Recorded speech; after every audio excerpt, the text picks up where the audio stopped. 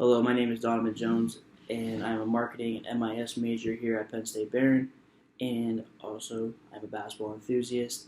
I also have coached and ref at the middle school and high school levels, and I'm also watched the NBA as much as I can, especially due to the COVID-19 pandemic, with not much to do. However, today we're going to talk about the impact of data analytics on the NBA, but not mostly on the NBA. It shows how data analytics are efficient within any field, but the NBA is a great poster boy and a great example. So to start off, I have a nice little quote from Michael Lewis, who is the author and also financial journalist of Moneyball, the art of winning an unfair game, published back in 2003. Basically saying, what he said: managers tend to pick a strategy that is least likely to fail, rather than to pick a strategy that is most efficient. However, data analytics in the past 20 years have changed this theory, but data analytics show efficiency better than using your mind or than using your gut feeling. So in this presentation today, I'm going to outline the evolution of the game of basketball. I'm going to talk about injury prevention and machine learning and player longevity, and also talk about coaching and job opportunities within data analytics in the NBA. So without further ado, let's get into it. So first off, NBA players, the prototypical player was probably used to be like Shaquille O'Neal, which is a great prominent player. He's the most dominant guy in the league. Like Shaquille O'Neal, which is a great prominent player. He's the most dominant guy in the league ever, probably. But now that Shaquille O'Neal, big tough guy, that's kind of evolved. It's changed into a 6'3", 180-pound player named Steph Curry, and his mode of playing was shooting 3-point shots, shooting more threes, as you can see on the graph on the right, than shooting inside. Now, shooting 3-pointers is a harder shot. However, if you shoot more threes, it's more effective than making half of your shots inside the paint. If you shoot more threes, it's more effective than making half of your shots inside the paint. Statistically proving that if you shoot more threes, you're going to score more points and you're going to win more games. As you can see here, he shoots more threes, but guess what? He's also a Finals MVP, a unanimous league MVP, and a 3-time NBA champion. He shoots more threes, but guess what? He's also a Finals MVP, a unanimous league MVP, and a 3-time NBA champion. However, data analytics don't always show efficiency on the court. It also shows efficiency off the court. Off the court, through medical practices, it shows that players that rest more play longer.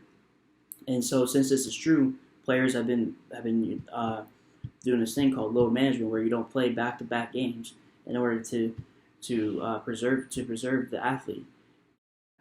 Players that rest more play longer. And so, since this is true, players have been doing this thing called load management, where you don't play back-to-back games in order to preserve the athlete. And many people are upset about this because, for example, Kawhi Leonard, a star player, didn't play a really prominent game, and a lot of fans wanted to get to see him, but they didn't get to see him play because he was in a suit just watching the game. But this is a very controversial topic in basketball. But it's however, the data shows that if you play less games, your longevity is going to be better. And then also machine learning, which is another great piece of technology. For example, Dr. Ivana Suric has said how according to her, Suric has said how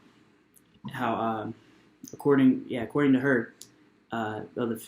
Ivana Suric of the Philadelphia 76ers says every NBA team has cameras that track player movement at 25 frames per second, giving at least 1 million referrals of data, which is astounding.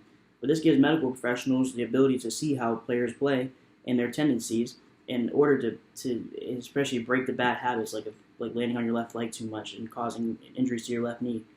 And so that way they're able to prevent those injuries before they even happen and use predictive analysis as a way to preserve players.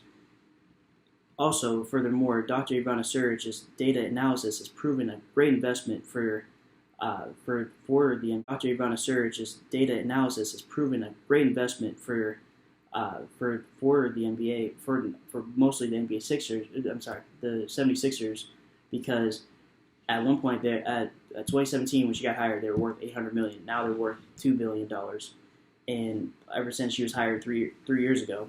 So as you can see, data analytics are efficient, and she's definitely has a basketball background, but she's not the coach. She's not the one who calls the plays or anything like that. She provides data analytics, and so this goes to my point that data analytics are efficient no matter what. No matter what, it's something that you can't overlook anymore. And as you can see, um, so finally, data analytics have shown us the impact it has on the NBA, and the NBA exemplifies many businesses. As you can see, people are investing in data analytics; they're getting better results, and that way, it shows that your gut feeling and mentally, if you're using those approaches, they're not really as effective as using the numbers and statistics. And as you can see through the examples, that how data analytics are actually important. So I hope you guys understand what my message here, and hope you guys have a great day. Thank you.